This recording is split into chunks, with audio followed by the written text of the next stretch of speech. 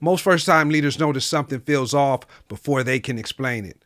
The work is familiar, the expectations around it are not. Things you used to handle without thinking now carry more weight. People watch what you step into and what you let go of.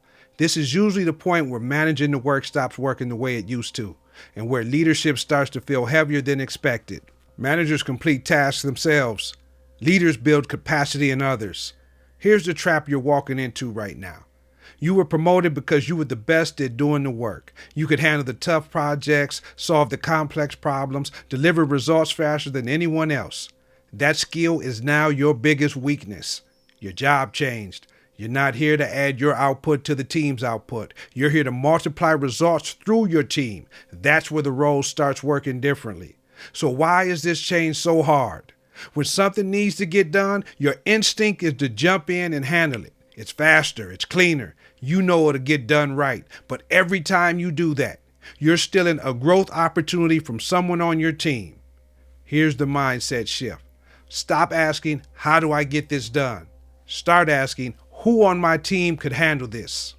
Let me give you a framework that makes this practical. It's called the 70% rule. If someone on your team is 70% ready to handle a task, let them try. Not 100% ready, not perfectly prepared, just 70% capable. Why 70%?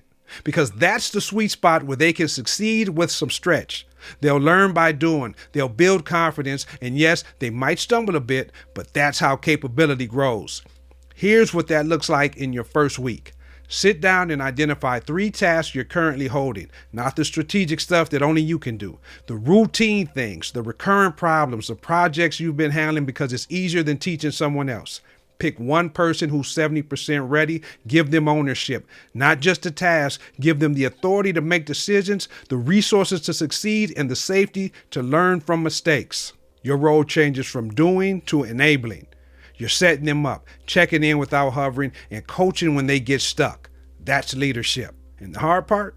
You have to let go of perfection. Their version won't look exactly like yours. That's okay. Good enough done by them matters more than perfect done by you.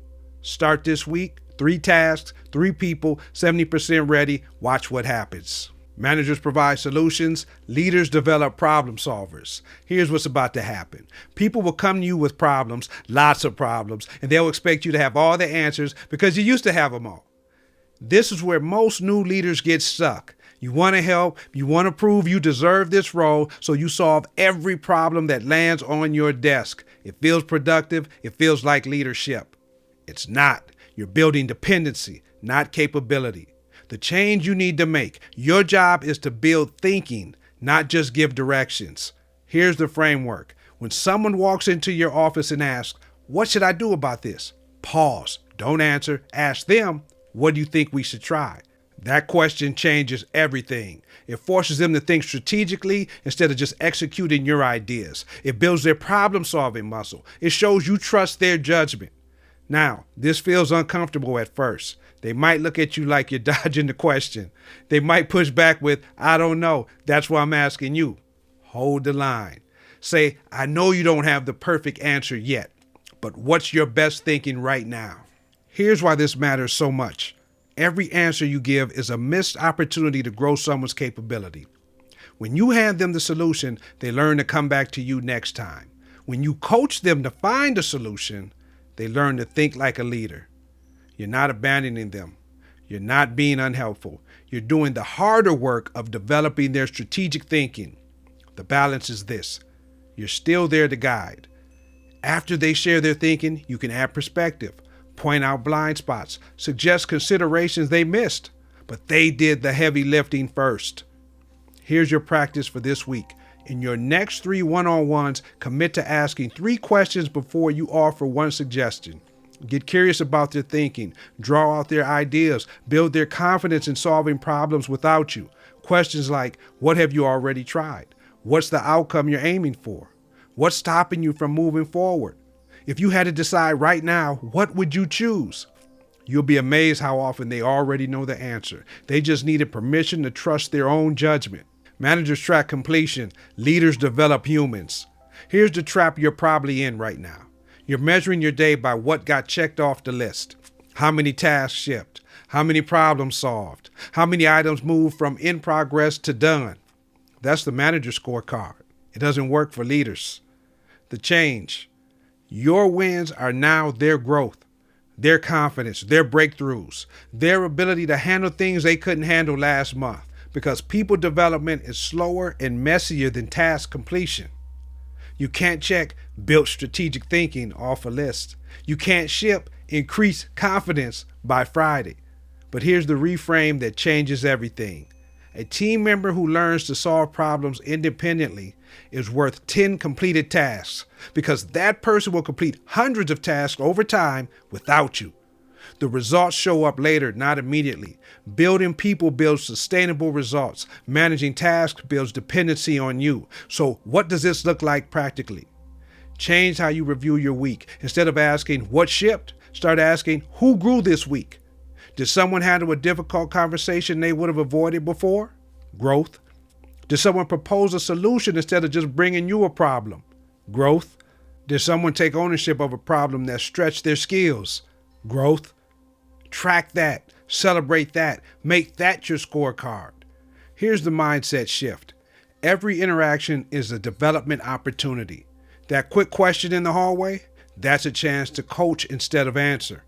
That project assignment, that's a chance to stretch someone's capability, not just get work done. The results show up later. Teams full of capable, confident problem solvers outperform teams of task executors every single time. You're building the former. Managers maintain control. Leaders extend trust. Here's the fear that's probably sitting in your chest right now. If you let go, things will fall apart. Someone will drop the ball, a project will fail, and it'll be your fault because you're the leader. That fear is real, but here's the reality that matters more. If you don't let go, your team never learns to catch what you drop. The move. Trust is not a feeling you wait for. It's a decision you make before someone's fully ready. I know that sounds risky. It is. But controlled risk is how people grow. If you only trust people with things they've already proven they can handle, they'll never develop new capabilities. So here's the framework that makes this practical. Start small. Give clear boundaries. Allow failure in low-risk areas. What does trust actually look like? It sounds like this. Here's the outcome I need. You decide how to get there. Not, here's exactly how to do this. Not, check with me before every decision. You set the destination, they choose the route. The paradox that surprised me. The more you trust, the more trustworthy your team becomes. When you show someone you believe they can handle something, they rise to meet that belief. Your first step this week, give one person full ownership of something you normally oversee. Pick something meaningful, but not catastrophic if it goes sideways. Hand it over completely. Resist the urge to check in every day. You're not abandoning them. You're showing them you trust their judgment. That trust builds the confidence they need to lead someday. Once this starts to make sense, another pattern usually becomes obvious. You notice how often work finds its way back to you. Fixing things, stepping in, taking ownership again when something feels off.